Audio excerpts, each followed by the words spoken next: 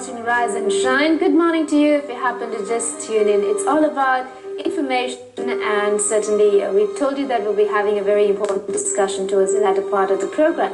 So we have our guest in the studios, and we are honored to welcome you once again to the Rise and Shine studios, Mr. Vipla Wanigasekera, former senior diplomat, Director General of Sri Lanka Tourism Authority, currently the senior lecturer at NSBM Green University. We are honored to have you back with us. Good morning. Good morning to you. And today we'll be talking about Buddhism. And well, Buddhism is called a philosophy and not a religion. Can you elaborate on that? Yes, now, a religion by definition is a faith or a belief in superpower that governs life and existence. And this is Oxford Dictionary. And philosophy, on the other hand, is a study of the life and existence. So when you look at these two definitions, you'll find that they are not really contradictory. So Buddhism is called a philosophy because it advocates an investigation, a search, inquiry for those who are keen to know whether there is another way of looking at life and why things are happening in a particular way and why everyone's life is subject to vicissitudes, so to say, and everyone is going through some kind of suffering. Of course, suffering is explained in so many ways: stress, anxiety, worry, fear. So it is called a philosophy. You go and search, and Lord Buddha has given pointers or hints through which you can embark on this investigation. So this is the fundamental difference between the religion and the philosophy. So in this philosophy, what is significant is that it gives you the freedom to go in for inward journey and then to figure out who you are and what you are, and have some kind of an understanding which will help you to find solace in this rush world and with monkey minds with which we carry on with day life. So that's why I feel that Buddhism is appropriately called a philosophy. Of course, some might ask that then in that case why there are traditions, rituals, then you are converting it to a religion. This, I am not saying what is right or wrong, but philosophy essentially is the search and study of the nature and existence. So very well, Mr. Vipla. We have, since we've been talking about Buddhism as a philosophy, a study of fundamentals of nature, of knowledge, and the existence. Very well, we have this question of knowledge versus wisdom. How do you see this through the Buddhist philosophy? Well, if you look at what the religious leaders have spelled out, I could quote the Jesus Christ or Prophet Muhammad and Lord Buddha, and what they have been communicating with the masses is not to become an accountant or a doctor or engineer or some kind of a skill with which you can get into a profession. That is not what they were interested in. So what were they communicating in that case? Because knowledge is essentially information that you are gathering so that you can develop your brain in such a way to act in particular behavior. But wisdom is knowing the true nature of life. The question is, why do you need to know the true nature of life? This is life. So is there any other way? Indeed, because if you, for instance, if you look at teachings like lose yourself to find yourself, what the Jesus Christ has said, and Lord Buddha has said, one of the discourses, look at your thoughts, look at your body, look at your feelings, look at your perceptions, opinions. See whether you are there, a person called you, whether you can find that person in any of these, because they keep changing.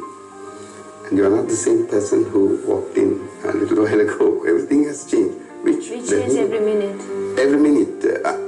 It's in the process of, now this moment is in the process of moving into the next. So it's a movement. And that is what is explained in law of impermanence. And that is wisdom. That is wisdom. You can do any profession, you can do anything, you can enjoy life, you will know what is good, what is bad. But knowing what happens, the basics, which Lord Buddha has described through Buddhist philosophy, is law of impermanence and the law of suffering. Of course, the no-self theory, which is somewhat subtle, deep. But anyone who is curious to know all these things, the pointers are there. You can find out the true nature with which you will, is that sometimes what you believed in is not really true. Well, it's actually seen as well, we experience it as well, because what we thought probably 10 years ago is not what we would think right now, and maybe we will have a totally different opinion on that. So that itself is a good example. Absolutely, because everything keeps changing, especially your perceptions on people, your perceptions on your workplace, your perception, it's all depends on what is going to. So the suffering occurs when people become anxious of the next moment. What is next? What is next? What is next? This is not a problem with the birds or animals. This is a problem with the human beings. Because there's so much attachment to yourself, so much attachment to your ego, so much attachment to your competition. And that is what causes suffering. Otherwise, life is, you could do anything, you could have anything, you can carry on with your life, but except that egoic part, which the human beings have acquired over a period of time. And that is what these religious leaders, like Lord Buddha has said, that these things cause suffering, otherwise you are free. Very true, and as it is that one has to search for wisdom, one has to find its true self, and I think the message is subtle. It's not deep. A lot of people think it's so difficult, you have to give up everything and then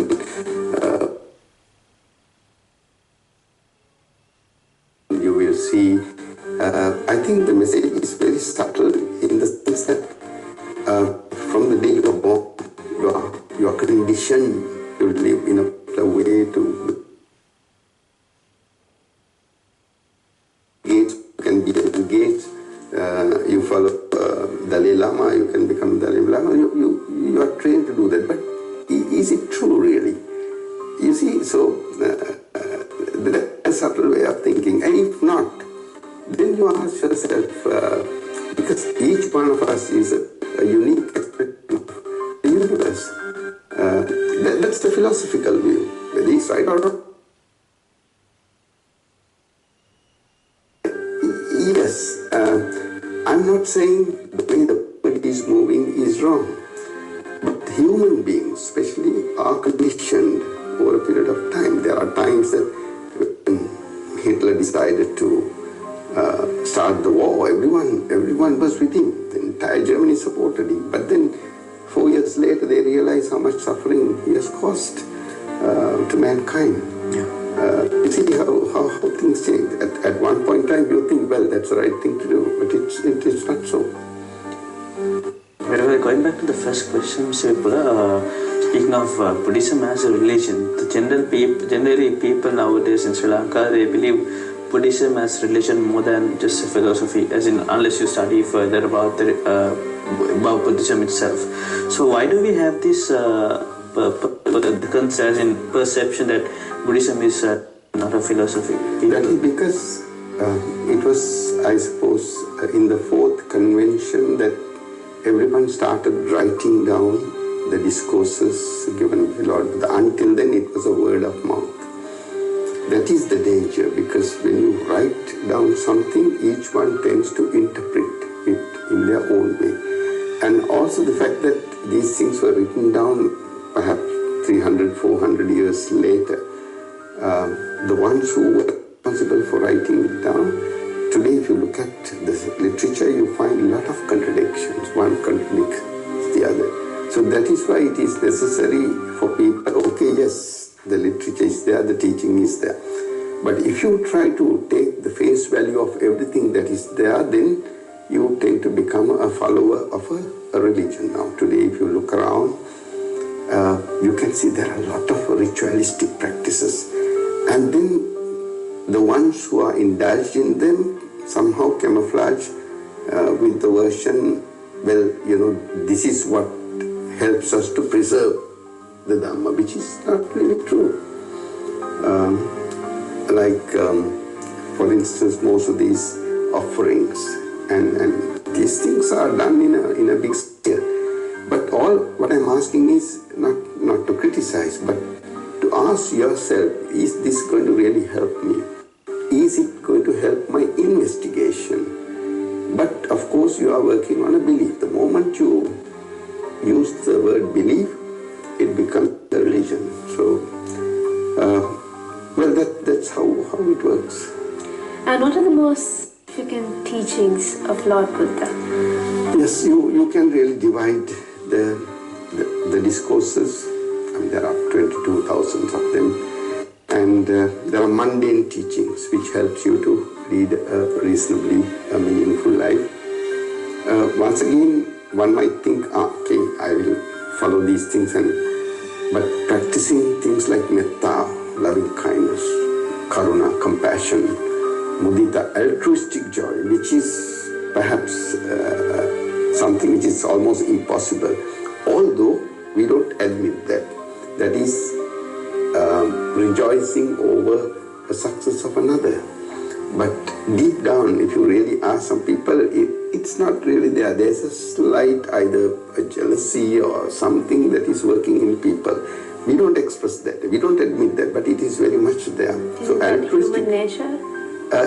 Yes, but what I'm trying to say is, if you look at a mother towards her child, she has all those qualities. Karuna, mudita, even upekka means equanimity. But then the same person cannot extend all these qualities towards someone else. So mundane teachings, this is such a simple thing. If you observe them, I can tell you, you will benefit, and anyone who is coming close to you and the people who are surrounding you will also benefit. So that's mundane. The supramundane aspects are the ones that are somewhat radical. You're challenging your beliefs, you're challenging your perceptions, you're challenging your opinions, and to see, okay, this is what I believe so far, but can that be true? So those are the other discourses that help you. If I may share an example, perhaps for the benefit of the audience, like, this is not, you don't believe what I say, but you test it now. If I ask you, are you the one who is breathing? You can say, yes, I'm breathing. But investigate and see whether the breathing, whether you are responsible or breathing happens. But then you will probably admit, I am not breathing, breathing happens on its own. Then what about your thoughts? Do you have a choice of your thoughts? Yeah, I think. People think, I think, and therefore I am. And is it really true? And this is what we are supposed to do in things like meditation. It's not, going into a forest and sitting in a posture and start a war with your mind, and it's not that. These the investigation, this is what even the meditation is advocating people to do. And what do people gain out of meditation, and how long do they have to do it if they are intending to? Yeah, the first thing that I must say is that I conduct meditation sessions myself for tourists with the project that I started some time back. The first thing that I tell my audience is, this is not a class. This is not a session or a workout in a gym where you do it 1 hour, you feel good. No, meditation is not anything to do with that. And the second thing is, if you expect to gain something from this meditation session, please drop that. You are not going to gain anything. The gaining is the human conditioning business. What is next? What is next? Okay, if I meditate, I will feel good. I'll be free from all this. It's not that. Meditation is initially, yes, it helps. It starts with a discourse and people start listening to that. And then I do it very tactfully. So it's first the samatha part, which helps you to settle your mind, because otherwise you have this thinking process, thoughts coming one after the other, and sometimes a thought can be as powerful as a train. And if you board the train, you are taken for a long journey. And the second part is gradually getting them to turn their attention to themselves and start this investigation gradually and see whether you can experience something which is not necessarily what you experience in day-to-day life. Right, so with that, I think we have to wind up the program as well. It was really nice talking to you. Thank you so much for being a part of the show, Mr. Wanigasekera. Thank you very much for inviting me. And we conclude today's program on that note. Thank you very much for being with us. Join us again tomorrow too. Take care.